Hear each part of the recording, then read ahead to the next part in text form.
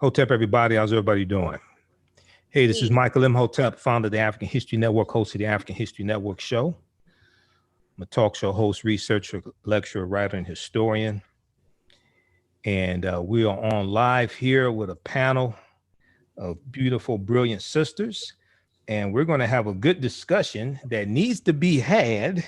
And what we're going to talk about, I've heard some people talking this past week, and they haven't really gotten into what we're really going to get into. So we're going to have this discussion. WAP, Women Are Priceless.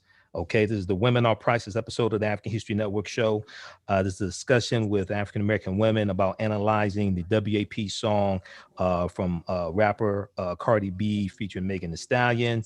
We'll have an in-depth conversation about negative corporate controlled hip hop, Black women's sexual liberation, combating stereotypes, fighting against white supremacy, etc. So I want to have my panelists introduce themselves. First, we'll go to Hecava Mecca. Let people know who you are and what it is that you do, sister. Peace. I am Hecava Mecca, and I am a female rapper, singer, and songwriter. I just recently dropped an album in February. I'm a conscious artist, a new artist. That's about it. Okay, conscious artist, new artist. And when you're an artist, you always promote your product. So what's the name of your CD that you just dropped? I got the shirt on, Young God, and it is available. What's the name of it again? It's called Young God. Young God. Okay. Okay, from Hecava Mecca. And which city are you from? I'm from Akron, Ohio. From Akron, Ohio. Okay. All right, sister. And then next, we're going to go to Herb Alkhemyst. So just so you all know, we have two African-American female hip-hop artists that do conscious hip-hop. Then we also have Jade Arendelle. You've seen Herb Alkhemyst and Jade Arendelle here on the African History Network. Go ahead, Herb Alkhemyst. Tell them who you are and what you do. Divine Royal Greetings, family. I am the Herb Alkhemyst. I'm actually an herbalist first, and a wellness coach, owner of Mama's Healing Services. I also have a bachelor's degree in metaphysics, and I am a minister of metaphysics. I'm also a sacred woman under Queen Afua. I'm also the co-creator of the Real Family Reunion, Return of the Gods, which is a cultural festival. And right. I am also an entertainer, which includes hip hop, R&B, I dance, all of that good stuff. And I'm just really a person that's here for the progression of my people at the end of the day. Right. So you see her videos a lot of times here on the African History Network. We share her videos, and shout out to her sister Kataria Knows. I was a honoree in 2018 at the Return of the Gods, myself and Professor Kabahaya Watha Kamene. So it was a good time, and you all just had it. So I talked to Kataria, I heard it was a big success as well. Yeah. All right. And then last but not least, we have Jade Arendelle. Jade, go ahead and introduce yourself. Tell the people what you do. Yes, peace and Black power. I'm Jade Arendelle. I am a community organizer. I am an activist as well as a member, national officer of the National Black United Front, serving in the new role of Vice Chair of Administration. Also have a podcast. Y'all can check me out at flynubianqueen.com, but also have my own business. So I'm the founder and CEO of Victory of the People Movement, LLC. And we find solutions to anti-Black racism within education, politics, and media. Right. So you do anti-Black racism training, things like that, right? Yeah, facilitation, strategic planning, coaching, problem solving in the areas of politics, media, and education. A lot of work in schools. I have a background in teaching high school. So this particular topic is extremely important to me and in terms of our youth. And I want to thank our brother Michael Imhotep for having me on today in this much needed discussion. Absolutely. And one of the reasons why I want to have this discussion is because some of the comments that I heard this past week, I said, oh my God, we have to have this because so many of our people are confused and don't understand how we are being attacked. Okay. So let me start out like this. Now, those that watch the African History Network show, I may say some things that are outside the circumference of your own awareness. Just because you never heard them before, disagree with them, or don't like them, does not mean that they are not true. It just means you have to go do some research to understand what I'm talking about. Okay. Everybody share this broadcast on your social media platforms. You're broadcasting on my YouTube channel, Michael Imhotep, Imhotep. Subscribe there, turn on notifications so you know when we go live, because YouTube don't share all. YouTube doesn't notify people when I'm going live, just like Facebook. Okay, a lot of times. And then follow me on my Facebook fan page, The African History Network, The African History Network. Turn on notifications there as well. So I'm doing this because a lot of the comments I've gotten this past week scared the hell out of me from African Americans, especially African American women, some African American women. And I'm also the father of a 3-year-old daughter.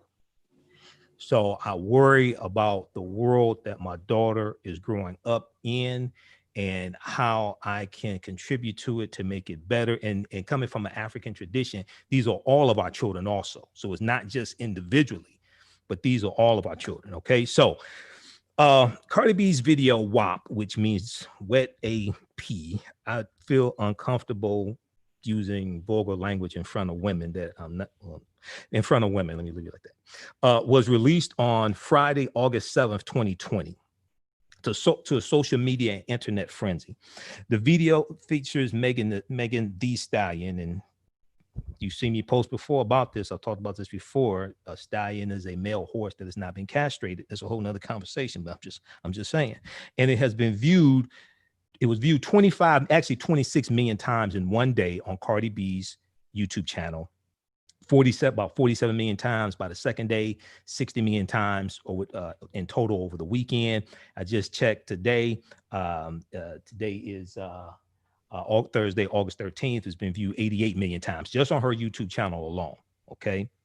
So the video is receiving both praise and receiving praise from some who call it sexual liberation for Black women, who are telling men what they want in the bedroom, and criticism, and they're receiving criticism from others who say it depicts a hypersexualized image of Black women, and it contains very extremely sexually explicit and vulgar lyrics. Okay, when you listen to the uncensored version. Okay, now what I find interesting is that they have a censored version on YouTube, but then doing research on that and even watching the video from Cardi B, it appears they censored it on YouTube to get monetization from it, because they wouldn't be able to get the monetization with the uncensored version.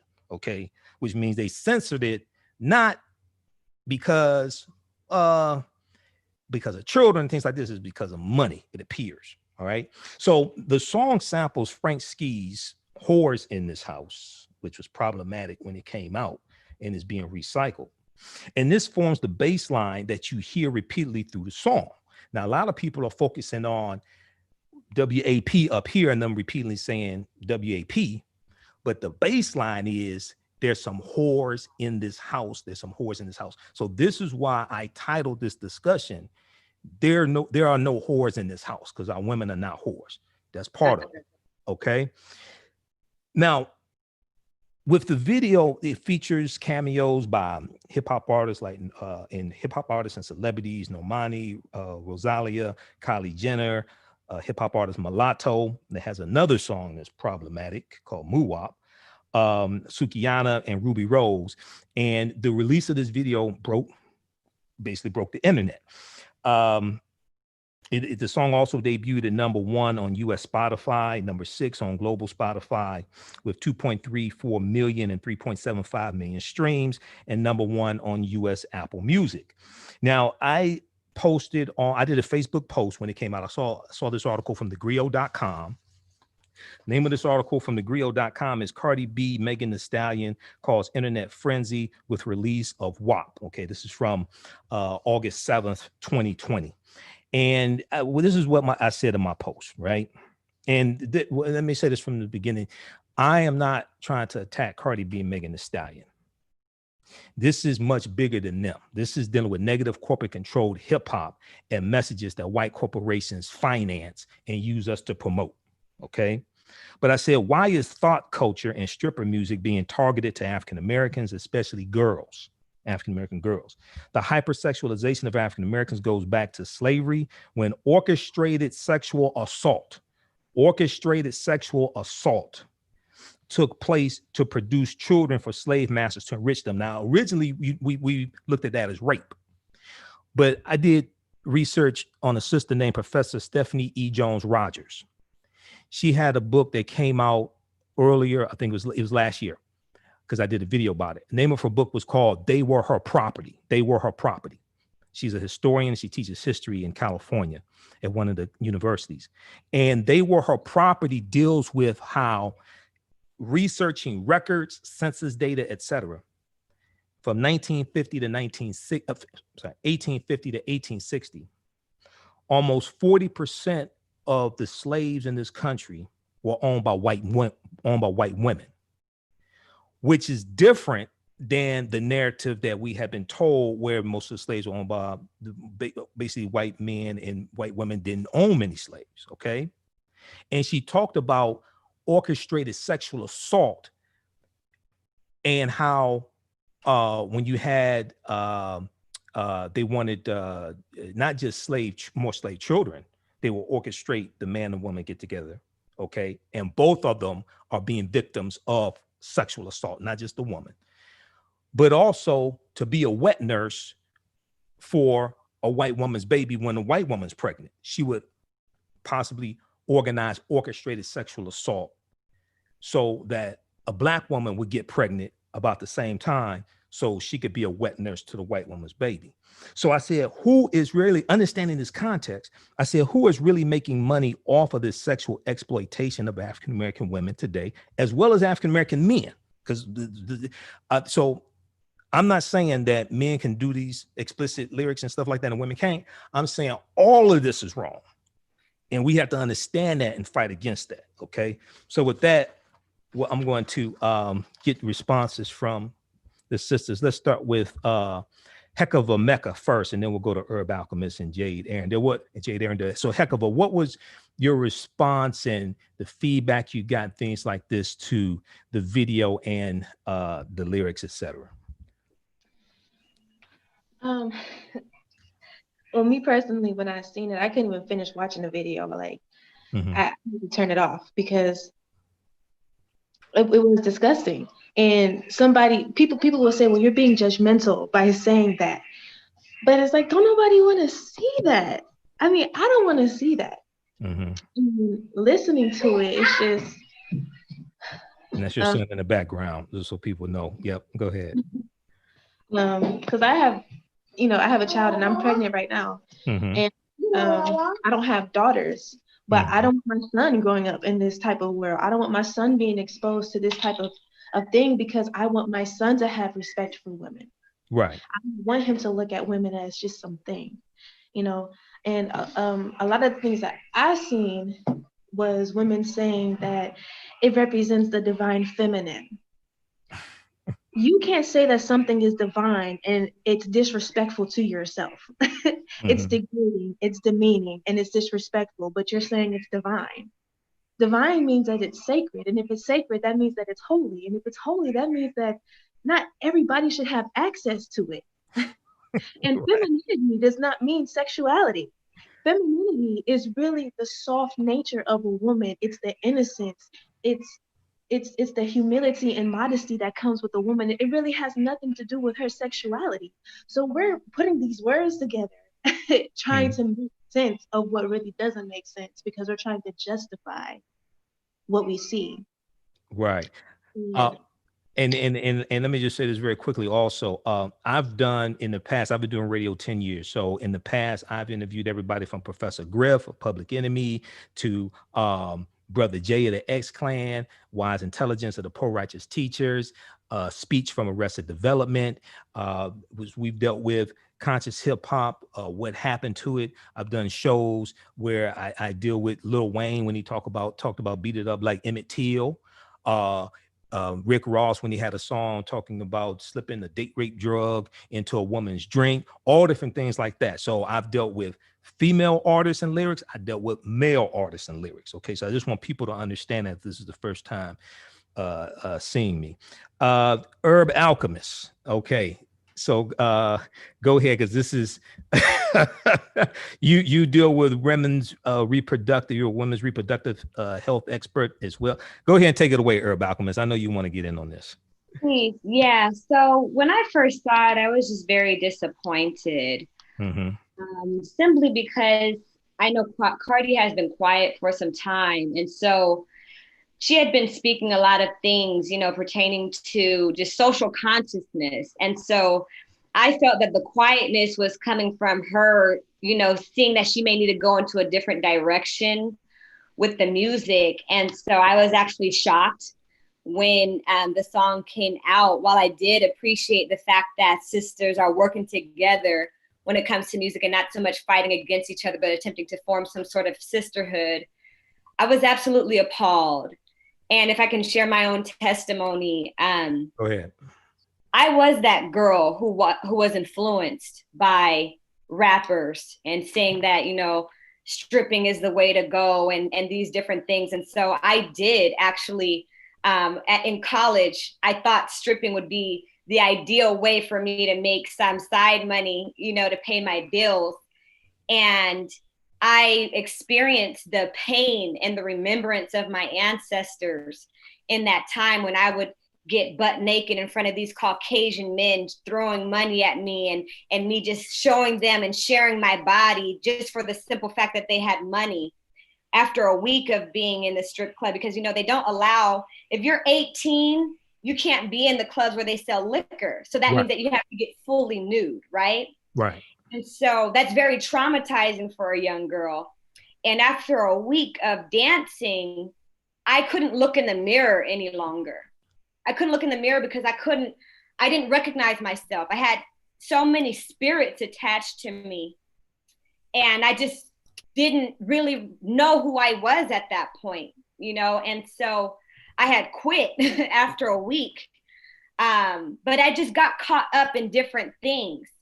And so for this culture to be promoted as something that's cool and for them to excuse it on such a high level and attempt to paint it as something empowering, it boggles my mind and it angers my spirit, because I remember being that young girl following after these type of women and nearly losing my soul as a result. And so I think it is very distasteful to continue to promote prostitution in a world where you can make millions of dollars just by posting things on Facebook, you know, and just working apps. Like, there's so many ways to make money. So for Cardi to sit in her concerts and say, if you can't get a job, you need to sell some pussy. That's a problem to me. And she continues, I saw their panel discussion where they're attempting to defend and say, well, guys are always doing it and they're coming for us. And it was her and Mulatto and Suki and, you know, Ruby Rose or whoever. Right. And Cardi continues to paint this narrative that she never prostituted herself. Meanwhile, she has songs before she was a mainstream artist about prostituting herself. There's one song in particular called My Everything, where she's talking to her sister and telling her not to do the things that she once did, and how she had to lay up under trick niggas to get money and this and that, and how she sold her body to get money. And so my thing is this: she wants to paint this picture now that she was just a dancer, which I can tell you, when you're in a club, listen, you're getting touched. You're getting molested. You want to know why they drink so much in the club? To forget the things that happen to them every night. You want to know why they do so many drugs in the club? To forget what happens to them every night. So she can try and attempt to cover up what she has done. But when she gets drunk and wasted and gets on that mic, it all comes out. And she's promoting this to the youth. And it's absolutely not okay. And it has to be stopped. And if we're not going to stand up and form a coalition of sisters who are saying, hey, you're not going to do this to our youth for you to get paid, then we're just talking. You feel me? So I was extremely appalled and extremely disgusted when I saw the video and I heard the song, for them to promote a whole whorehouse. It was disgusting. And that was one of the things I was going to talk about, because, and I'm going to come to you in just a second here, Jade. With the baseline, there's some whores in this house, and there are no men in the video. One could draw the conclusion that this is a whorehouse. One could draw that conclusion. Most of the women are black in the house. One could come to that conclusion that it's a whorehouse, and it's a mansion. It's not in the projects, and they're promoting. When you listen to the lyrics, and you can go to azlyrics.com or genius.com and read the lyrics, some of the lyrics, they're promoting prostitution. So okay, go ahead, Jade. Yeah, so I was just listening to our sisters Hecava, Mecca, and Herb Alchemist, share their perspectives, and it was so much that was said that I resonated with. But my initial reactions when I saw the video, from what I saw the whole thing. I don't know how I got through it, but I wanted to see what it was, because a lot of my work is directly dealing with our youth. Mm-hmm. When I say youth, I mean ages high school and middle school, and younger women who are in college, and young men, boys as well. And so my initial emotions and reactions were hurt, alarmed, and frustrated. Right. And I felt a huge sense of urgency around this, and a huge sense of responsibility to address this and to get this out there. And so after I saw the video, before I went in on Cardi B or the music industry, I was shocked at the amount of Black women, older women, who have children or they have grown daughters at this point, who are also praising this foolishness. And so what I did was I took to my social media and I raised a question. I said, if you like Cardi B and Meg Thee Stallion's new video, please explain to me, 1, what about it is empowering/constructive? 2, what positive messages does it send to Black girls and Black women? And 3, how is it a reflection of self-love? And and I posted it, I probably got over 4,000 comments, responses to these questions, to this one post, mm-hmm. In different places. And a lot of what I saw was deflection. I saw insults being hurled at Black women, like us on this panel, and other sisters out there, and even other men out there who are just really concerned, mm-hmm. our brother Michael. Mm-hmm. A lot of the energy that when you're putting something out in the ether, talking about there's some whores in this house, and it's big upping and promoting prostitution, that comes with a lower vibration level of energy and thinking. And so not only is the music itself disgusting and hurtful and harmful and toxic, but the energy around the conversation also made me feel like I defiled myself by even engaging in the conversation, or even watching the video or listening to the lyrics in the first place. But I think the most disheartening thing about this entire ordeal was seeing so many women who actually really, really believe and defend that portraying another woman portraying her sexuality in a very, very overt manner, and talking about prostitution and all of these things that are very, very raunchy, they see that as empowering. And I feel like if they are seeing that as women's empowerment, then I think that we're in big trouble unless this is something we address right now and correct it, because we have babies and children growing up. The final thing I'll say right now, mm-hmm. is that I saw a lot of the responses being like, well, I like the song. I'm a grown woman. I raise my own kids. Everyone should raise their own children. You're stupid if you think that Cardi B or Meg Thee Stallion will be a role model for your daughters. It's not for children. Well, children have telephones, internet, and when they're at school or when they're out amongst their peers, they're exposed to any and everything that we're actually exposed to too. And so instead of grown people, men and women, actually seeing that as a problem and a harm and a form of musical pornography for children, which will mm-hmm. also be a form of sexual assault that is being projected onto them by the music industry, and maybe even by their relatives or family members or even parents who are playing this mess. The radio is playing it right now. The folks on the Breakfast Club are defending it. Our children are being psychologically raped by this sort of filth. And I'm ready to organize and do something to say, this needs to be censored straight up. Right, exactly. And I know Bob Law is one of your mentors. I know Bob Law has the Respect Us. He's involved in the Respect Us campaign. He's been involved in trying to clean up the airways for years. I interviewed him last year, 2019. You set up an interview with me when you and I were speaking in Brooklyn. Okay, so let me do this. I want to continue with some of my notes. My two of my main criticisms. I have more than two, but just two of my main criticisms here are. So one is I want people to understand. I'm not trying to attack Cardi B and Megan. Other people may have their opinion. That's fine. But one, I'm dealing with negative corporate controlled hip hop and funded by white corporations targeting African Americans with destructive messages. Okay, negative corporate controlled hip hop funded by white corporations targeting African Americans with destructive messages. Now, this song is put out by Atlantic Records. Atlantic Records is a white-owned corporation.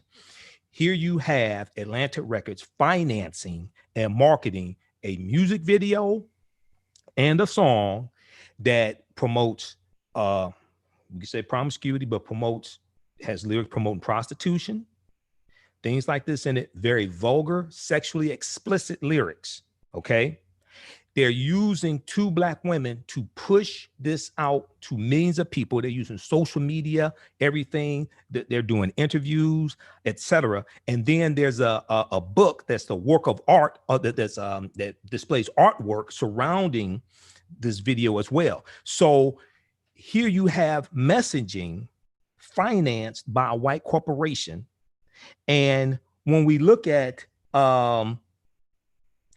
something here, I was doing research on human trafficking, and there's a big problem, and you've been posting a lot and you do work around this, Jade.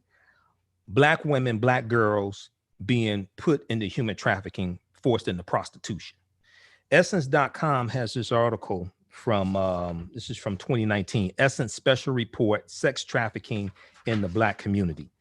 On page 2, it says a victim of sex trafficking is an individual who has been forced into the commercial sex industry, such as prostitution, and held against their will by force, fraud, or coercion. According to the U.S. Department of Justice, the average entry age into the sex industry is just 12 years old. Now, I know sisters with 12-year-old daughters, and I've heard them saying, well, the music is not for my daughter, but if they want to put this out there, that's fine. And my thing is, well, wait a second. If Cardi B and Megan, if they recorded this video and showed it in their home to themselves, that's one thing. When you push this out here and it's been viewed 88 million times, okay, just on Cardi B's YouTube channel, this is something different. The other thing is, I heard people saying, well, there were blues songs in the 30s and 40s and 50s, and they talked about sex and things like this. Well, hell, that was before most people had a television in the home. Okay. We had the 2 Live Crew back in 1990 and things like this. That's true. That was bad, but that was before YouTube. YouTube wasn't created till 2005. That was before Facebook. Facebook was created in 2004. That's before Twitter. Twitter was created about 2008. That's largely before we had social media like we have today. So this message can be pushed out en masse to people. And at the same time, it can bypass parents, because children can go right on their smartphone and go on YouTube and watch this, and also listen to the uncensored lyrics on YouTube. So we're in a totally different time. This is unprecedented access, which allows the warfare to take another form. We're under attack and don't even know it. How do you defend yourself against an attack when you don't know you're being attacked?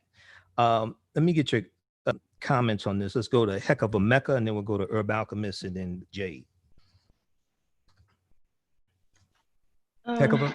Oh, okay. I mean, if you don't know you're being attacked, then there's no way for you to be able to combat the attack.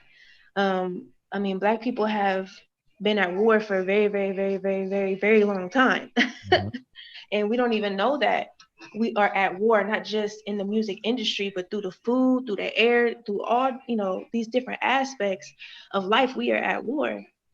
But what makes this different, because I'm not taking responsibility away from the men artists, because men have been disrespecting women in their music for a very long time as well. Absolutely. But the difference is that when you see a woman literally go to the level that she goes to literally disrespect herself, That's just a completely different level of disrespect.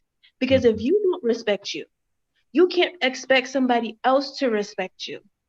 And as a woman, we are basically the standard of a nation. And a nation can rise no higher than its woman, because the woman is the first teacher. She is the first leader. And if you don't have anything to give your child, if you don't have any type of knowledge besides shaking your ass to give to your child, excuse my language, then what is your child going to grow up doing? What is your child going to grow up and become? This is not something that is acceptable.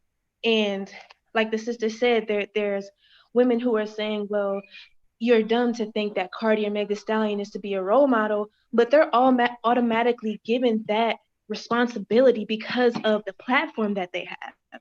Right. Music has the strongest influence in the world. It's the strongest thing in the world. And so if you don't want that responsibility, I've even heard Cardi B say, I'm not a role model. I respect the fact that you say that, but just because you say that doesn't mean that that's not what it is. Now, you are a hip hop artist, Hecava Mecca, and you did a video, you posted a video and you were quoting Dr. Wesley Muhammad. And now, regardless of what people's religion is, doesn't have to, this is not specific to religion, but you talked about the power that artists have. Talk about that for a minute. The artist, Dr. Wesley said that basically the artists are the gods of today because we have the minds of the people in our hands. A child can learn the words to a song before they even learn how to go poo-poo in the potty. They can learn the words to a song before they even learn how to say what their name is, before they learn the alphabet. So we are almost like teachers. And then also being a woman, by nature, you automatically being a teacher, you know what I'm saying? It makes it a little bit different because automatically a child is going to look to you for knowledge. It's kind of natural because she has that nurturing essence about her. Exactly. I'm going to come to Herb Alkhemyst in just a minute, and then we'll go to Jade. If you want to know who your children's role models are, go in their room and see who they have on their wall. Go in their room and look at the posters they have on their wall. Okay. And see who your children's role models are. Now, you may still be a role model, but there are all these other influencers. Okay. And also, everybody watching, share this broadcast on your social media platforms. We're broadcasting on our Facebook fan page, The African History Network, and my YouTube channel, Michael Imhotep. And if you like this type of information, also, you can donate to the African History Network. $ the AHN show through Cash App, $ the AHN show through Cash App, and paypal.me / the AHN show through YouTube, up through PayPal, paypal.me / the AHN show through PayPal. Okay, Herb Alkhemyst, go ahead, and then we'll go to Jade. So, for one, I want to make it very clear, I am in no way against sexuality, right? In fact, I help women to achieve WAP. Exactly. It's what got us. Some people have seen some of your videos here. We share. So talk about what you do. Talk about that. Yeah, so I'm an herbalist, and one of the main things that I do is I help women to achieve a healthy reproductive system. And a part of that is, you know, as the Creator has made us to have a flourishing, abundant, you know,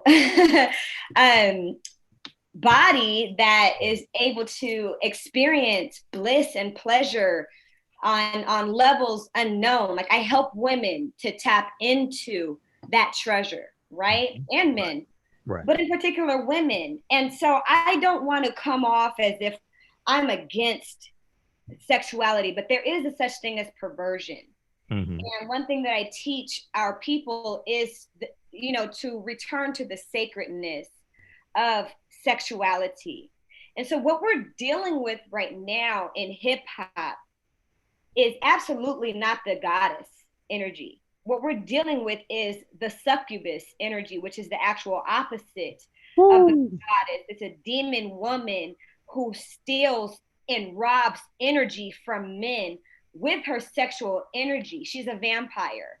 And so most of these women in hip hop are portraying a vampiric woman, a vampiric spirit, a succubus energy that's meant to drain men of his vital essence, resources, financial resources. You hear all the time. And you hear them talk about that. Yes. Getting for their money in the song. I get some money. You know what I'm saying? That type of mentality. So I just want to make that very clear. This has nothing to do with the goddess. Okay? This has nothing to do with divine feminine liberation. This is absolutely the polar of the divine feminine.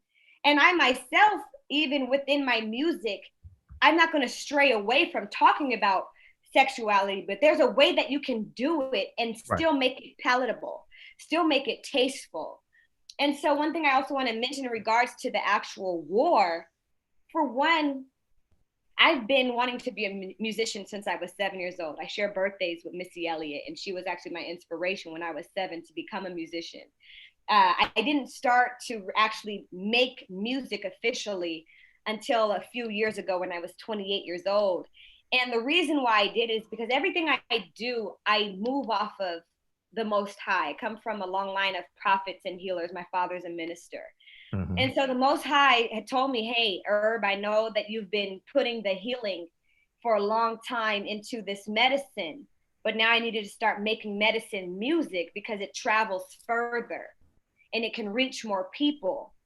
And so when you understand that words are spells, then you can understand the warfare that we are under, the covert warfare. And so a lot of people, they don't want to take responsibility, right? Right. They want to say, hey, well, I'm not a role model. You know, you should watch your own children. Meanwhile, we all know that we deal with a race that's bastardized. We deal with a race where the children don't often have their parents to protect them, to guide them and lead them. So what guides them, protects them, and leads them is the culture. But if the culture is demonic, if the culture is wicked, then where are our children being led into? And so when it comes to spell casting as a metaphysician, I understand the power of words and how words and thoughts become things. So even if a person thinks that they're in control and they're in power and they're, you know, they know what they're doing, when you constantly feed yourself, you are all that you consume. You are the food that you consume. You are the words that you consume. You are the things that come into your sight. You're a makeup of all that you consume. So if you're constantly consuming these words, then they will begin to work on your subconscious mind and create a reality after what it is that you are thinking. So the warfare is very deep. It attacks the subconscious. Right. Exactly. And it is a responsibility of the artist. It's a responsibility of the artist to be mindful of what they are putting out, because everything that you put out reverberates and comes right back to you. So we see right after this music video was shot, what happened? Megan Thee Stallion got shot in both of her feet. Do you understand? This is not to was that after? So the video came out August 7th, Friday, August 7th. Did she get shot after the video before? The video was shot prior to her being shot. There was right. She's still in recovery. Okay. This is no diss to this sister, but I'm trying to help you understand as a metaphysician, if you see this, that you attract what you put out, and you have to be responsible for the words that you put out. It's not okay to poison an adult or a child. You can say, oh, well, this ain't for children, but it's still poison. So if you're still poisoning people that are 18 and older, you're still poisoning people, and you have to be held accountable and responsible for that. Right. Okay. Let me get Jade in here. And what I know there have been gynecologists that have come out and said they want people, especially men, to understand that it's natural for women, because a lot of men don't understand. Gynecology don't understand the female body. They want men to understand that it's natural for women to be very lubricated, things like this. And even what you teach on Herb Alkhemyst, female ejaculation, things like that, that is natural. Okay. So let's go to Jade. That was a whole word, Herb Alkhemyst. I'm like, over here jumping out of my seat like, yes. All right. So listen, the demonic energy and the low vibration energy that this stuff circulates and perpetuates is still, it still feels yucky to me. I mean, I'm grateful to be in a part of this conversation, but I'm gonna have to like literally do a detox and a cleanse like once this is done, and I'm probably gonna take a break from this conversation and pick this back up on the other side in terms of organizing.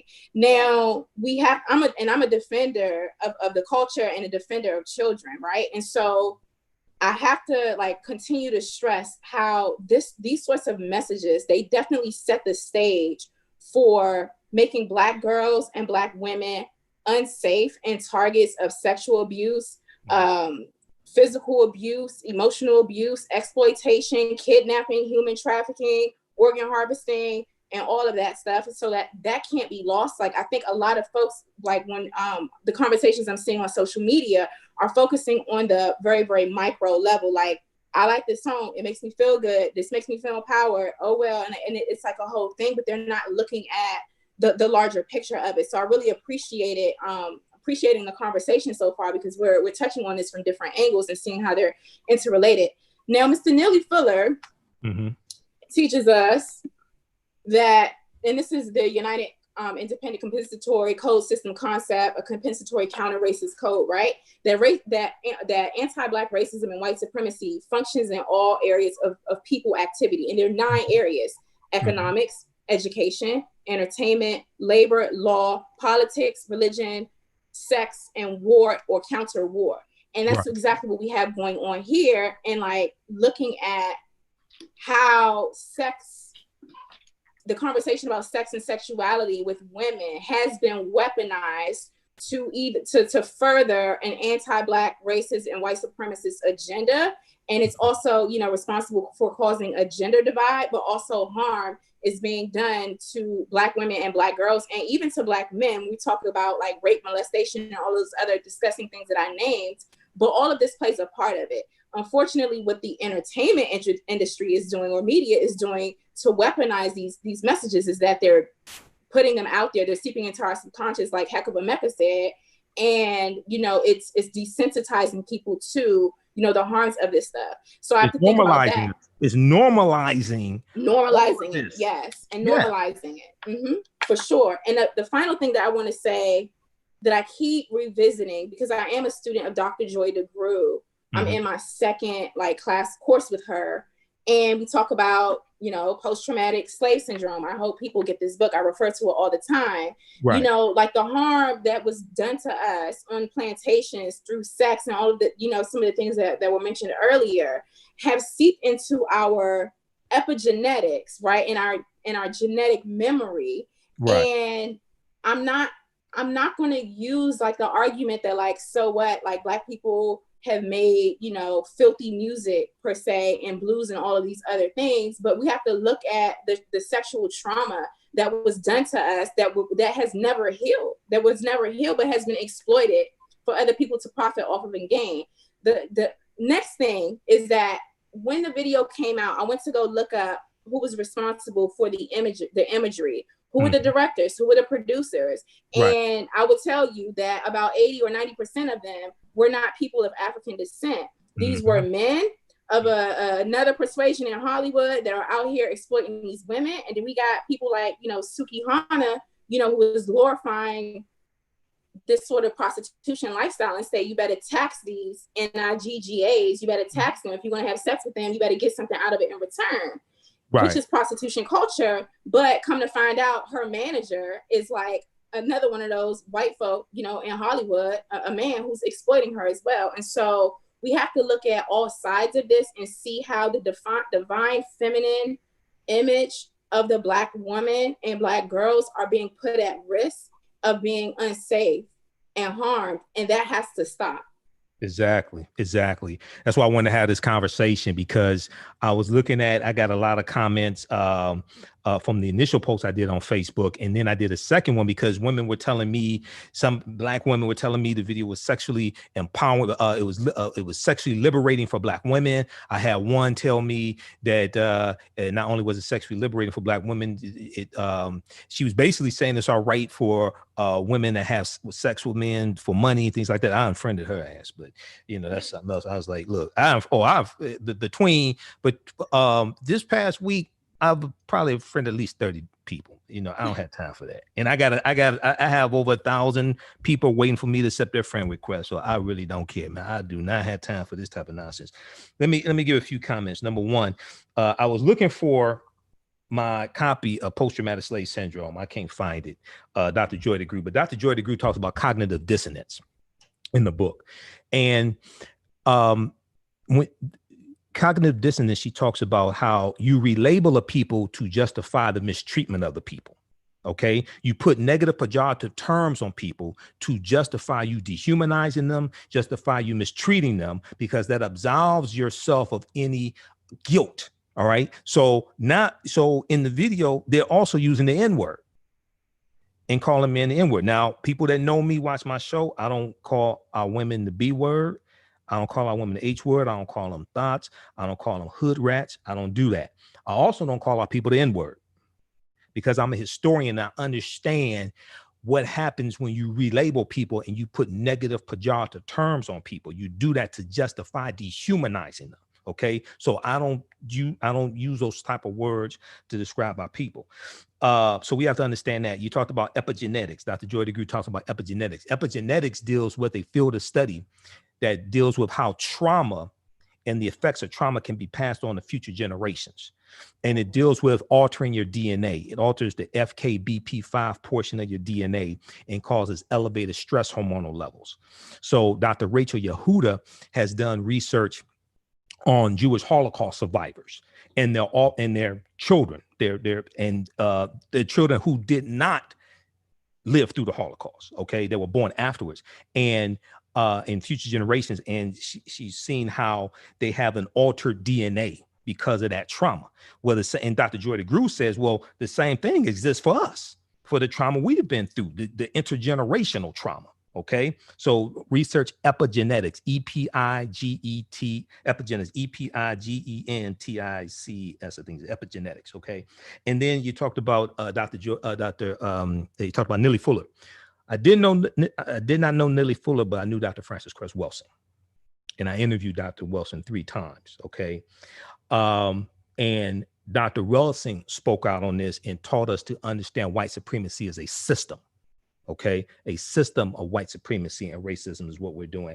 And as one of my teachers, Dr. Leonard Jeffrey, says, whoever controls your self-esteem, whoever controls the images controls your self-esteem, your self-development, your self-worth. Okay, whoever controls your history controls your future. Something else I wanted to hit upon, and I made notes to make sure I got through all of this. We talked about the promotion of prostitution backed by a white corporation, Atlantic Records. A lot of people say, I heard the comment that this is just entertainment. Okay, my degree is in business administration with a major in marketing. I have a background in marketing. This is not just entertainment. I understand the programming because I was trained in it. I know what I'm looking at. When you have TV shows, in between the segments of a TV show are what are called TV commercials. TV commercials are usually 30 to 60 seconds. And I also used to sell radio ads for a radio station here in Detroit as well, 20 years ago. The TV commercials are designed to influence the way you think, feel, act, behave. They're designed to get you to buy a product or service, donate money to a cause, get you to stop buying a product, start buying a product, etc. They attack your emotions, they attack your needs, they attack your wants. These are TV commercials, 30 to 60-second commercials. Now, some commercials have celebrity endorsers. Cardi B endorsed Pepsi. Did they endorse Pepsi because she doesn't have an effect on the way people think, feel, act, or behave? And she has millions of social media followers, 13 million on YouTube alone. Okay. So when we look at music videos, especially music videos, because music videos incorporate more of your senses. It's not just audio, listening to it. It's actually seeing it. And the colors and the various types of colors help you to remember details and to remember what's going on in the video. We're being attacked and don't understand the attack. So we should look at the music videos and the songs, not just as entertainment, but also as 3-minute, 4-minute commercials. Because when you talk to artists, and I've talked to artists, songwriters, they tell you, you ask them, what was the inspiration of this song? All the songs have a meaning. They were going through something, somebody died, it was about a relationship, historical event. They want people to feel something, think a different way about something. There's messages in the movements. All you have in the music, all you have to do is talk to the songwriters. Okay.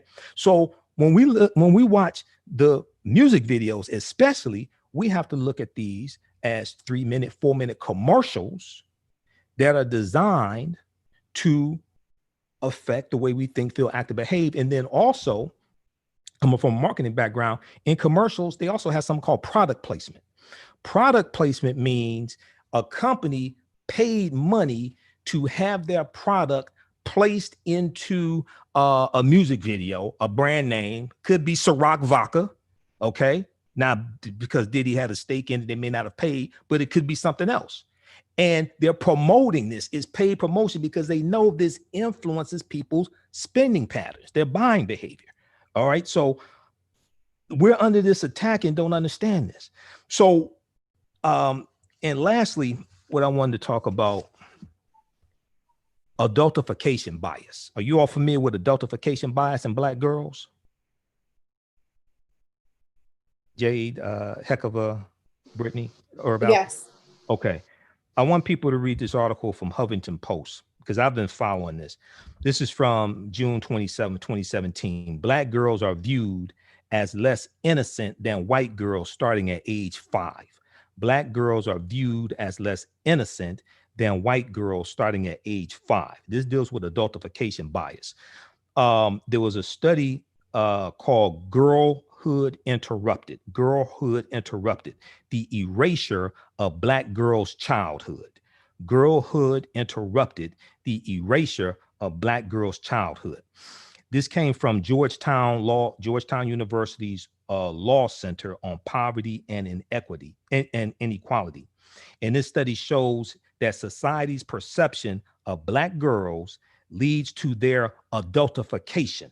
The report shows that adults believe that Black girls seem older than white girls of the same age and think that Black girls need less nurturing, less protection, less support and comfort than white girls. The report also found that people assume Black girls are more independent, know more about adult topics, and know more about sex than young white girls. Who were most of the women that you saw in that video? Were most of them Black? Right. The Caucasian was the madam. Can y'all still hear me? Yeah. Yeah. Were most of the women that you saw in the video Black? So this is much deeper. Okay. Go ahead and comment, and then we may incorporate. I may take a few questions here from social media. Go ahead and comment. We'll start with Hecava Mecca.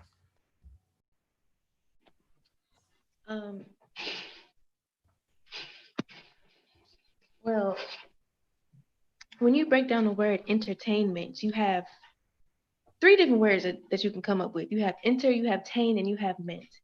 Mm-hmm. You enter into something, you are going into something, right?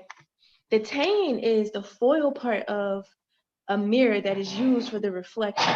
So it's almost as if though you're entering into the reflection of what you see. And ment to me is short for mentality. So you're entering into the mentality of what you see. So when you have entertainment, you're literally absorbing, looking at, and becoming what you see. Because as you already talked about, the mind is a very powerful thing. It absorbs everything, no matter what. Like, your subconscious mind records everything, and you actually remember everything, but it's your conscious mind that doesn't remember everything. But subconsciously, everything is there, and you may react on things unconsciously, not knowing that something may have happened to you before that's making you act like that. Right. Or you've seen something that's making you say X, Y, and Z.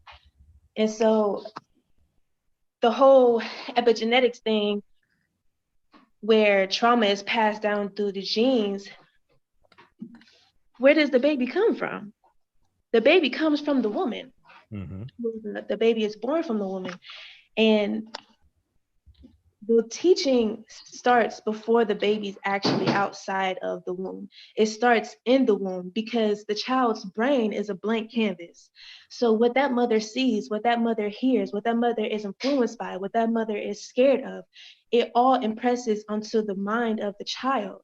And so if she's not receiving anything that can help to uplift her, if she's not receiving any type of knowledge or growth or anything like that, if her mindset is I ain't nothing, if her mindset is I'm ugly, if her mindset is I'll never be anything, what do you think that does or impresses onto the mind of her child? And don't get me wrong, we are sexual beings. We are, Correct. Human. God created sex. Right. God ordained sex. Thank God created sex too, but go ahead. But it's not something that should be personally. I feel it's not something that should be talked about in a way to where the act of sex is glorified or is made divine. It's what comes behind sex that makes it divine. It's the procreation of life that makes it divine. The actual act, it has a divine essence to it, but that's not what makes it divine. Exactly. And I feel like it's not something that should be discussed outside of the bedroom with the opposite sex. If you are going to talk about sex with the women around you. And like, you are the alchemist. You help women with their femininity and their sexuality and stuff like that.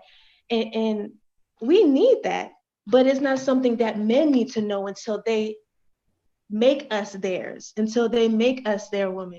It's not your business.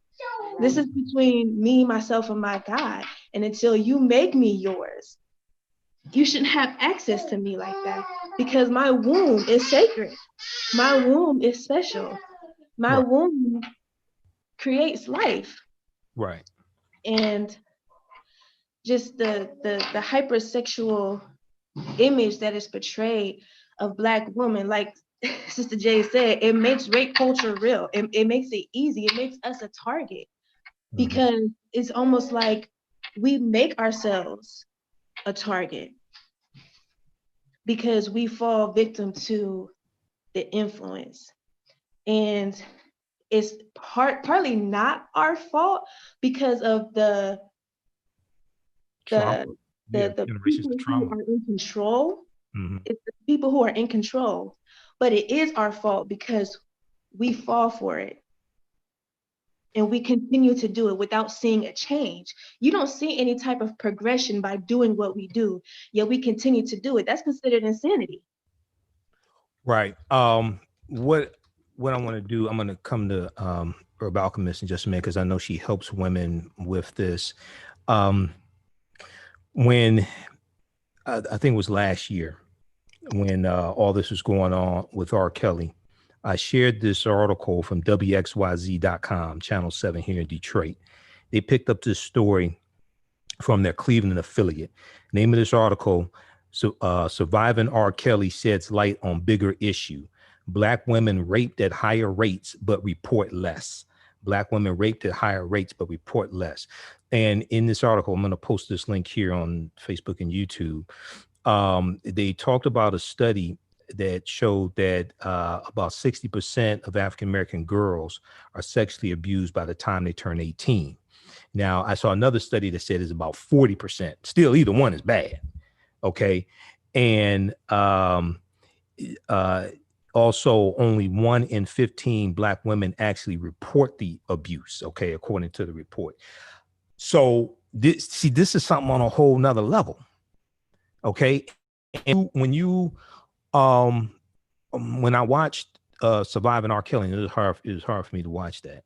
When I watched that, when they one of the recurring themes was the reason why he allegedly was able to do what he did for so long was that these were Black women, and very few people cared if he was doing that to Black women.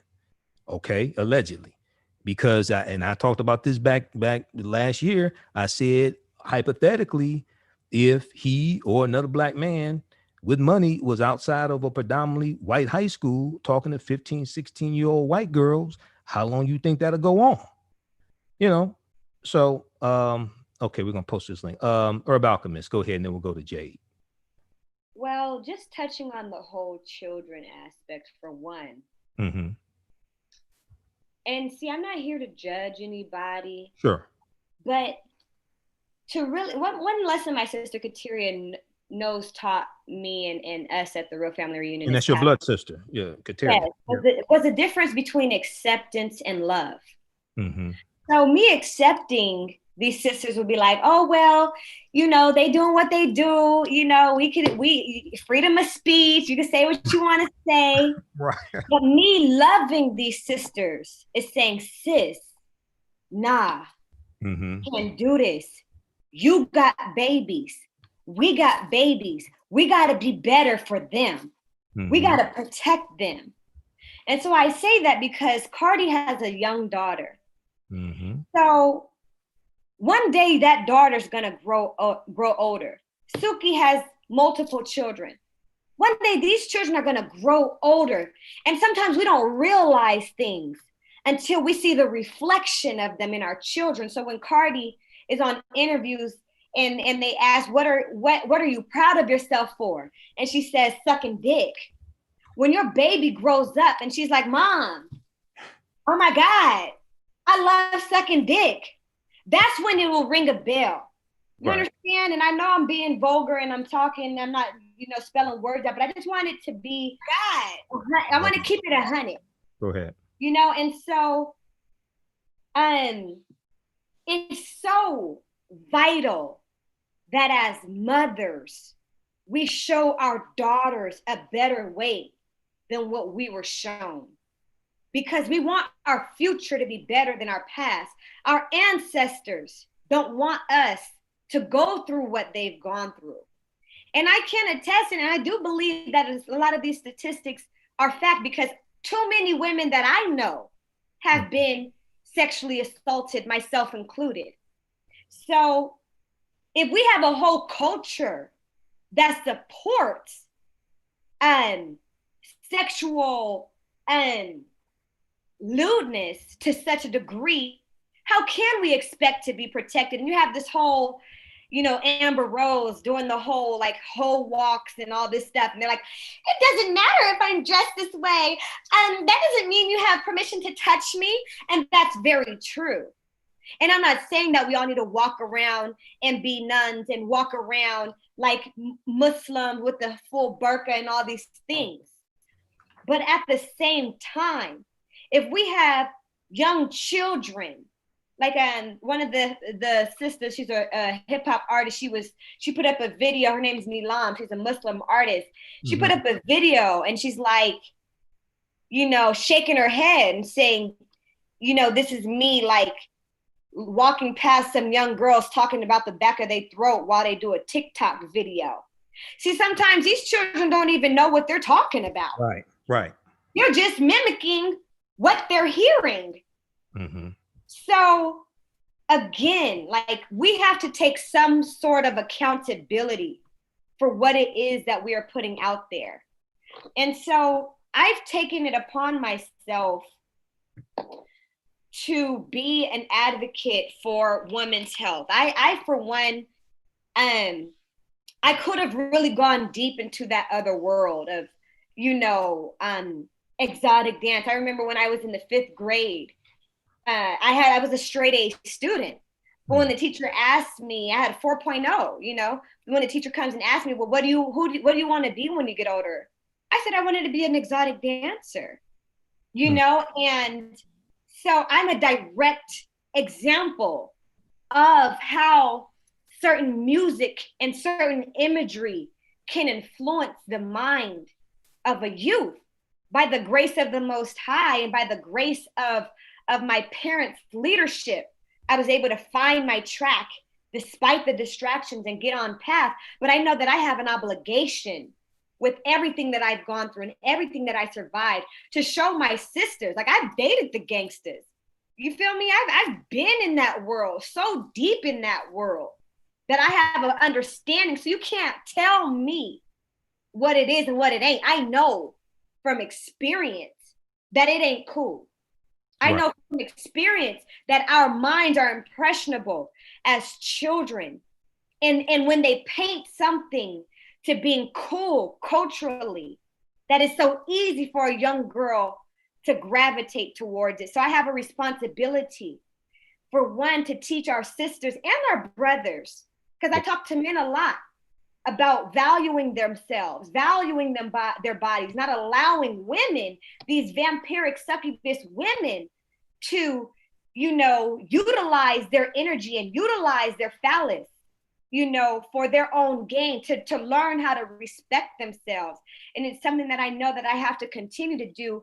And now even in the music, because one thing Cardi mentioned, and it just kind of tickled and it made me laugh and it kind of challenged me, is that she said, well, you know, there's all these conscious artists, but y'all don't want the conscious music. Y'all want the pussy music. Y'all want this music because it sounds good and da-da-da-da. He said, this is what sells. Yeah. This is what sells, right? But that's just as bad as saying, hey, I sell McDonald's food. I know it's going to give you high blood pressure. I know it's going to give you cancer and diabetes, but y'all buying it. You understand? And so it's up to us as conscious artists to show, hey, I can make conscious music sound just as good as all your whole music.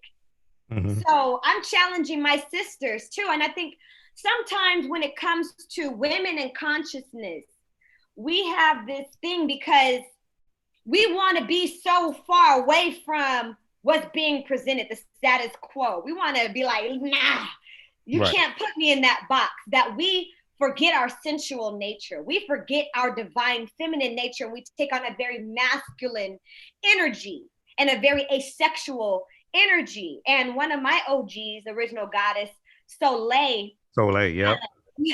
You know, she shows me, and it's something that I naturally have within myself, that you can still be feminine and graceful and sensual and still be creative. So I challenge all the listeners to go and purchase not only my music, but also Soleil's music, also Hecava Mecca's music, and to know and to play this music for your children, to know that there is good sounding music, just like there's good tasting, healthy food that, you know, also still celebrates femininity. Exactly. And we're going to have you, when I come back around, we'll have you give out your information. Also, I'm coming to you just a second, Jade, but also, in addition to personal responsibility for the artist, we have to hold the record companies responsible. Seriously. Because, and the reason why is because I guarantee you, I had this conversation a number of times this week, and I posted, one of the posts I did on my Facebook page is show me the video that's equivalent to this video from a white artist. No, a corporate conglomerate, Atlantic Records, is not going to have a top white female artist is not going to put out a video and a song sexually explicit like that. Madonna didn't have nothing like on this level. I got some of Madonna stuff, okay, from back in the day. I have Two Live Crew from back in the day. I used to listen to heavy metal. I still have Def Leppard. I still have Guns N' Roses, Motley Crue, all this stuff. Nothing on this level right here, okay, and all that stuff before, that was before social media. They're not going to have no white female artists doing something like this, but they will have black women do this. They'll have black men do this, okay? And because they're attacking us, so we have to understand this. Okay, go ahead, Jay. Sorry for being long-winded. Go ahead, Jay. No, thank you for that comment, because you know what? I'm gonna go to one of my notes. Go ahead. Along those lines, the industry makes it appropriate for Black women to be portrayed in the most degrading and derogatory manners. Exactly. So much so that for this very same video, there was a petition that was immediately circulating. A lot of people wanted to get Kylie Jenner out of the video because they said that she was a culture vulture and that the video was perfect until she showed up in it. And so they wanted her out of this video. That's the type of twisted mentality and the mindset of it. And then also, I know for a fact that a lot of white women and other white people were also signing that very same petition to get Kylie Jenner out of the video because they didn't want that white woman in this horrible video that they said set women back 100 years. They have more respect. They have more respect for themselves. Yes, because yes. And that was the conversation that was happening a lot on Twitter out of like the alt-right community and like a lot of these white, conservative elected officials. So while some Black women were signing this petition saying that the video was perfect before Kylie Jenner was in there and she's trying to co-opt and take over Black culture, then you have white folks like, yeah, get this white girl out the video because that's for the N-words over there. We don't do that. Exactly. So just notice that, but notice the logic and the difference in logic. And then it's just so dysfunctional. It was like, it blew my mind. It blew my mind. And so and then my whole reaction was, well, first of all, none of this is synonymous with Black culture. This does not represent me. Getting down on all fours, talking about WAP and all of this other stuff. I don't identify with it. I grew up, a youngest of four. I had two brothers, grew up in a, very, very, very, large Black community, tight-knit community in the hood. But I remember being traumatized by a lot of the things that I heard and a lot of things that I saw that were reinforced in rap music and hip hop music. That has been like a major point of contention for me. And so, a lot of these people are saying like, well, this has been a part of like music and stuff forever. But yeah, I've never seen that as necessarily being synonymous with hip hop culture or Black culture in general, because we know the origins of hip hop. It was protest music. It was conscious music. I know, Brother Michael, you probably want to chime in on that, but none of this is synonymous with our culture. But unfortunately, our children are growing up to be socialized to think that this is rap music and this is Black culture. Now, I'm the person that will come to the aid of a child. Think about this scenario. Picture this. You have a young girl, Black boy, or a young Black girl in a school. And let's take the young Black boy. Maybe he's in kindergarten. Maybe he's or first grade. Maybe he's 8 years old. And he starts singing one of these lyrics from this disgusting song. We literally have white teachers out here who will make a complaint and go to the principal and say, this Black child is sexually harassing me. Oh my God, I feel threatened. Suspend the kid, get the kid, put out of school or wanting to, or sometimes even arrested out of sexual assault claims. This is real. This is what's happening, in our classrooms. And so people don't think that this subconscious, this programming isn't dangerous for our Black children. You got to wake up. And we have a whole history of lynching, and I'm white and I say so, and white women, or people criminalizing Black children, Black men, Black boys, right? That there's things with that. And then on the other hand, let's look at an older age group in a school. You might have a girl who may be the victim of some sort of harassment or sexual assault, right? From her peers or older person, because all of this stuff is poisonous, right? And she may not even feel comfortable with going to her parents, but may seek support from a social worker in school and may explicitly say, I don't want my family to know about this. So there's things that happen to our children, within the classroom, within school environments, or when we're at work, we're not looking, or when they're on their phones, that you just have no idea in terms of what they're doing or what they're dealing with, or how they are being victimized or even being targets of these traditional stereotypes for Black boys and Black women. So we have to put a stop to this. While people are consumed in how they feel and trying to figure themselves out in terms of sexual identity or expression or whatever it is, you can't be so selfish and to not think about the real world consequences of this stuff on the upcoming generation. And I will say that I'm highly disappointed I'm disappointed in us adults. We have to take responsibility for this. And people keep saying this is nothing new. This is nothing new. Well, that's the issue. This is nothing new, but it's progressively getting worse. And ain't nobody trying to do nothing about it. But see, here's the thing. I this was one of my notes. I kept hearing people this past week, and I had this conversation with someone close to me. And she said, this is nothing new. When does nothing new get old? We gonna make the same mistakes? We haven't learned it. Somebody actually said to me, there was prostitution in biblical days. We haven't learned anything in 2,000 years. I mean, this doesn't make sense. This is speaking through the lens of trauma. This makes no sense. Okay. I mean, we had songs like Downtown and things like that, SWV, things like this. There's nothing on this level. Okay. We ain't had YouTube then. We didn't have Facebook. Okay. We've always talked about sex in music, right?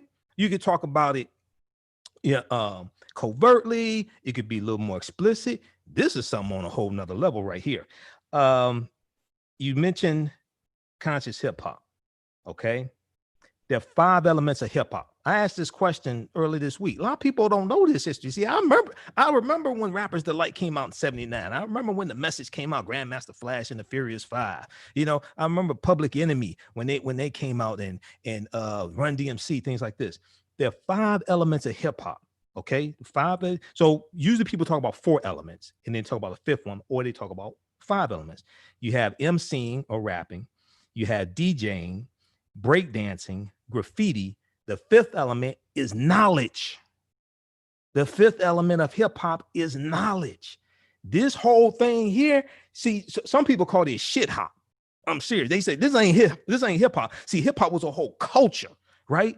And conscious hip hop elevated our conscious level. It made us want to go to college. We were wearing African medallions, reading the autobiography of Malcolm X. We're watching the TV show A Different World. We're getting involved in the anti-apartheid movement in South Africa. We're studying politics. It elevated our conscious level. So we wanted to do something. This right here, this is low vibrational music that causes you to focus on sex, money, material things like this. You know, I sent you a text message, Jade, a few nights ago. I watched an hour of BET Jams. I almost wanted to cry. I'm like, and I'm 49. I mean, I've seen a whole lot. I'm like, what the hell is this stuff here?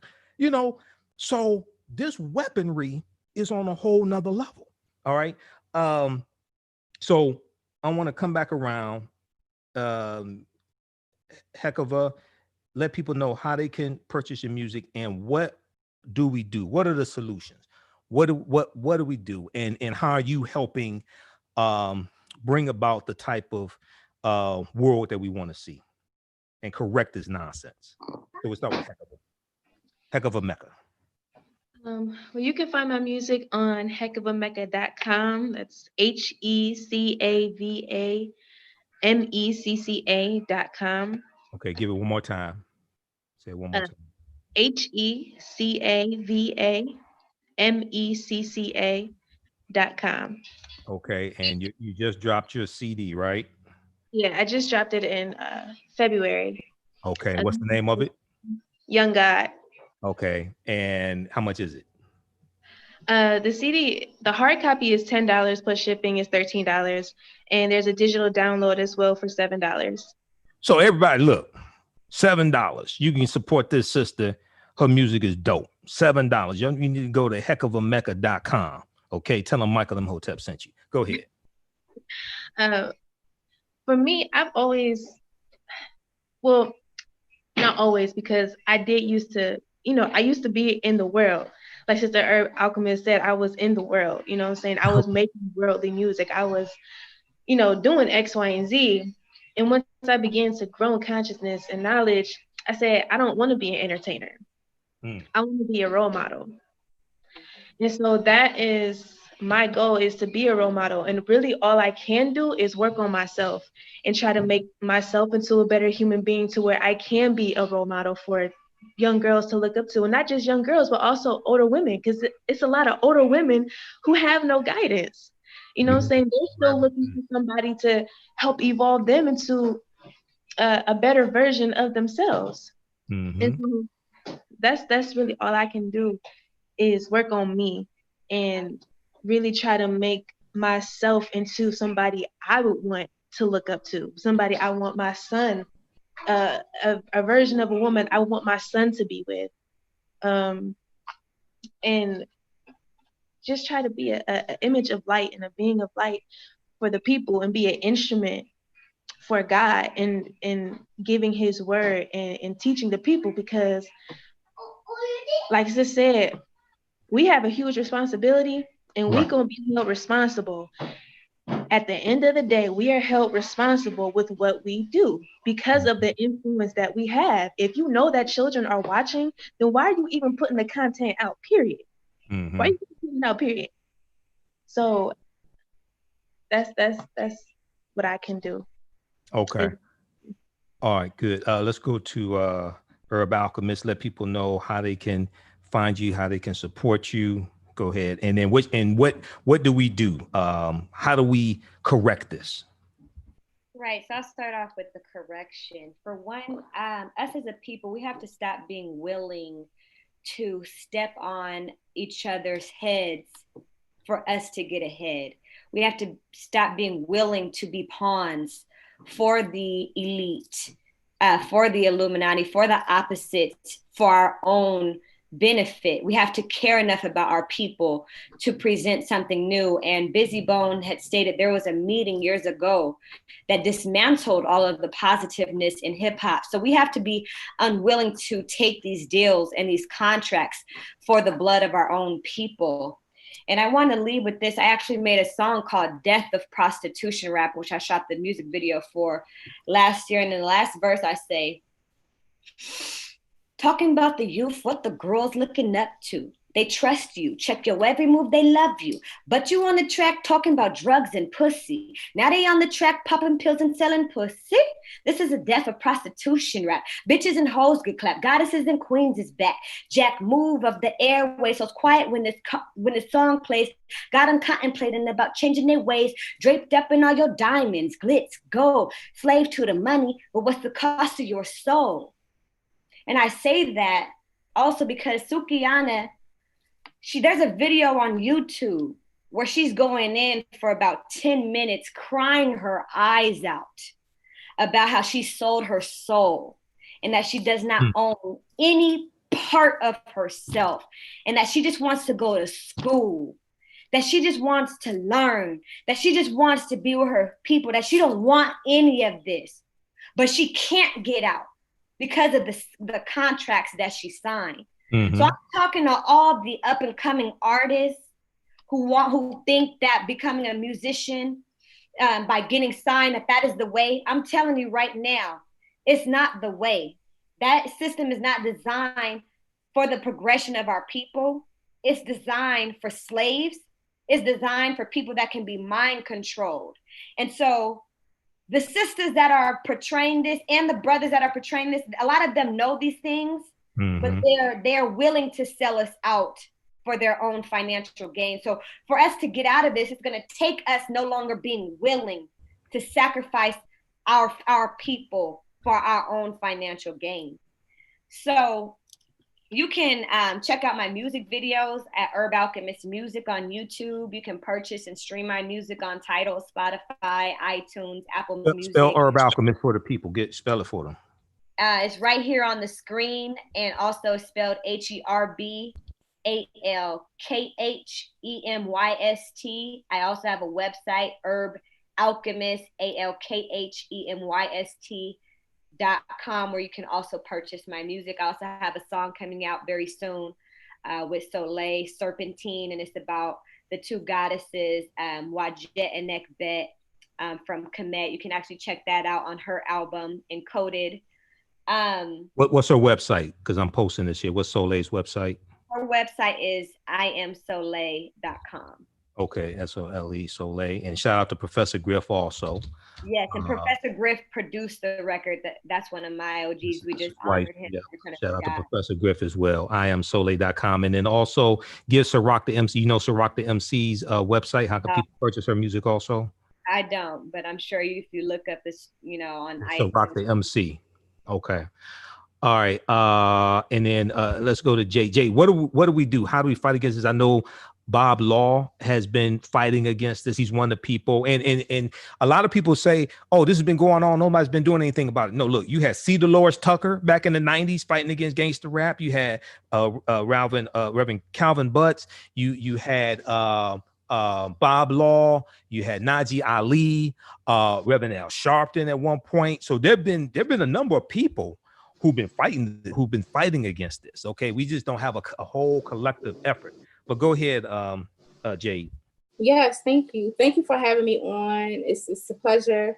We need to do several things. First of all, ladies, sisters, young sisters, babies, y'all listening, I want you to make informed decisions about everything you consume, from the air, the quality of the food you eat and what you're eating, to any and all forms of media that you are consuming. Yeah. And I want you to make informed decisions about them. Do your research. Who's producing this? Who's managing this? Who's financing this stuff? What could their agendas be possibly? Is it to help you and to serve you and us in our community? Or is there historical evidence to show the opposite? Think about that. Think about everything, like the media that you're consuming. Is this constructive? Is this going to contribute to my personal liberation, development, and growth, and to me growing into my higher self? Or nah? And if it's not, then put it down, right? Or is this something that's constructive, that's going to help, towards the goal of the liberation of Black African people on the planet, or raise the consciousness level of folks on the planet, in the universe? Yes or no? And then leave it alone. So make informed decisions about that. The next thing that we have to do is we all have to hold ourselves to a higher standard and be responsible. We need to filter out. We need to protect our children at all costs. We need to protect each other at all costs. We have to protect the sanctity and the minds and the spirits of our youth. So keep this stuff away from them. I'm a fan of censorship. And finally, you're a fan of I'm going to need censorship. Did you say censorship? Or censorship? Yeah. We need to censor some of this stuff from our children, just kind of protect them from that. Okay. Yeah, that's whatever that may look like for you. The next thing is, I'm gonna need brothers to continue to stand tall and to speak up. Don't let anyone make you feel like you don't have a right, you don't have a place, or perspective in this conversation in terms of all of the sexual stuff, even when it comes on to certain topics or issues about women. Yes, women, we have self-determination, we define ourselves, and at the same time, because we are in partnership together, the male and the female energy, and Black men have Black mothers and sisters and daughters, etc., etc. I think that feel confident enough to voice your opinions and to do what you can to protect the community, whatever that may look like for you. And if it's stand up and say, hey, some of this stuff is actually very, very harmful, then you actually get to feel a way about it. Because at the end of the day, if someone's going to accuse anyone of being over sexualized or taking advantage of Black women, the first person they're going to come after and look at is the Black man, and blame when those things happen for not protecting the queens, the goddesses, and Black women. So I think that we need to work together, in unison to make sure that we're setting some really, really strong cultural boundaries and to protect the minds of the youth, especially, our young Black girls, and trafficking and all of those different things. And so that's what I would leave you with. I would say, be conscious of the record labels and the music industry, again, in terms of what their agendas are, and do what you can. And I think that we need to try to draw people into the conversation and kind of meet people where they are, and instead of ostracizing or kicking people out of the conversation. And it goes on both sides, whatever side of your perspective is. I think that we need to, feelings aside, emotions aside, we get to have these conversations in a very, very respectful way and share our perspectives in a way that calls folks in, as opposed to calling folks out. My Facebook is Jade Arendelle, Jade, Arendelle, Arindell. You can find me at Lioness Crowned on Instagram. Lioness Crowned, LIONESS CROWNED.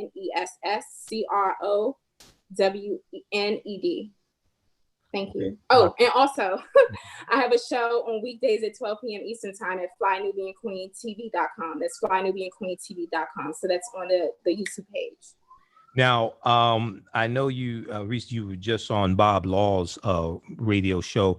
Does Bob Law have any updates on what's going on with the Respect Us campaign or any of his efforts dealing with attacking this issue?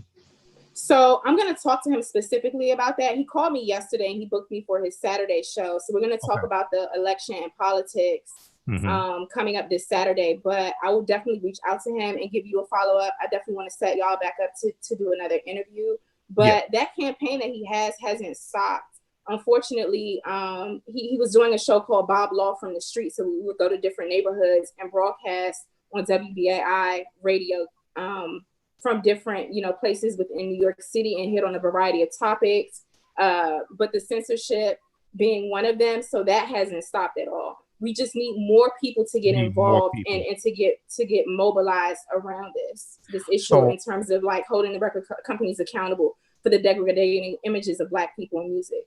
Right. Black men and Black women. Okay. So somebody commented, oh, you're just talking about Black women. No, I'm not. You didn't see this from the beginning of the show. No, but we're dealing with both.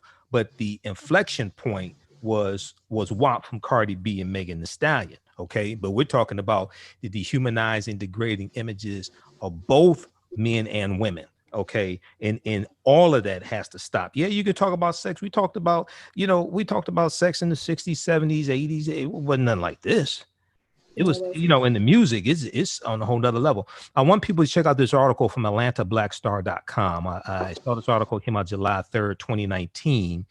And from this article, that's why I contacted you, Jade, and interviewed Bob Law in 2019. It's entitled "Black Leaders Try to Ban Indecent Hip Hop from Radio Stations in New York During the Day." Black leaders try to ban indecent hip hop from radio stations in New York during the day. This deals with the Respect Us campaign. And just briefly, a paragraph from the article says the Respect Us campaign is aimed at ending support for broadcasts from urban radio stations that feature music that demeans, denigrates, and promotes violence against women, with Black women as the primary target. That post was from the National Congress of Black Women in a Facebook post. Now, the initiative is also backed by the National Black Leadership Alliance. It focuses specifically on urban radio stations because they target the Black community, organizers said in an October 2018 press release. The radio stations program a consistent playlist laced with demeaning and degrading lyrics while constantly using the N-word in order to make it clear that they are only referring to Black women, Bob Law said in the release. And I think it must be in their contract. They got to use the N-word a certain number of times in a hip hop song. I mean, because this don't, you go back to the early 80s, stuff like that. We had the N-word. It wasn't nothing like this. This is just on a whole nother level of warfare. Okay, so check out that article. Lastly, I want to, the article I talked about earlier, Black girls are viewed as less innocent than white girls starting at age 5. Everybody read this. This is from HuffingtonPost.com. It talks about adultification bias, adultification bias of Black girls. Another segment of the report said, one reason this might be occurring is because Black girls are being held to the same stereotypes we have for Black women. Mm-hmm. Black women have historically and currently been seen as being aggressive, loud, defiant, and over-sexualized. And one of the people involved in the report said, and I believe, along with many other researchers, that the stereotypes of Black women are being mapped onto Black girls, meaning that those stereotypes that Black women have and we see being pushed out through these videos, they're being transferred onto Black girls, and Black girls are being treated based upon these stereotypes that are being applied to Black women. Okay. And at the same time, like I said, I'm against the videos that dehumanize black, from the male artists that dehumanize the black women in them also. I'll say all this has to stop. Okay, we have to attack all of this. All right. So let me see. I think I got everything. Oh, lastly, we have to stop financing our own dehumanization. We have to stop financing our own dehumanization. I've talked about this before. In the city of New York in 2017, New York Daily News had an article about this. I'm gonna try to pull it up. A lot of people don't know that we invest in privatized prisons through our pension funds and 401k plans. In the city of New York, city employees divested $48 million from 3 privatized prisons in June of 2017. Core Civic, Geo Group, and G4S. Core Civic is the largest owner-operator of privatized prisons. They used to be called Corrections Corporation of America. Geo Group used to be called Whack and Hut. Okay, I've done lectures dealing with the history of the war on drugs, going back to Richard Nixon's war on drugs, declared June 17th, 1971. And I've dealt with privatized prisons. So they found out that they were investing in privatized prisons. They said, you may have privatized prisons, but you're not going to use our money for it. And they divested from it. A lot of people, a lot of times we don't know that we can choose where our pension fund dollars are invested in.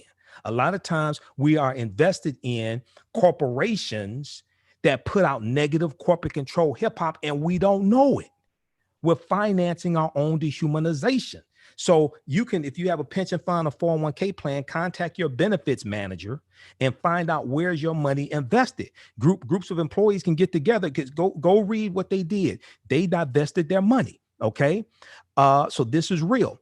And also we saw in the state of California, the California Teachers Union, that's the largest teachers union in the country.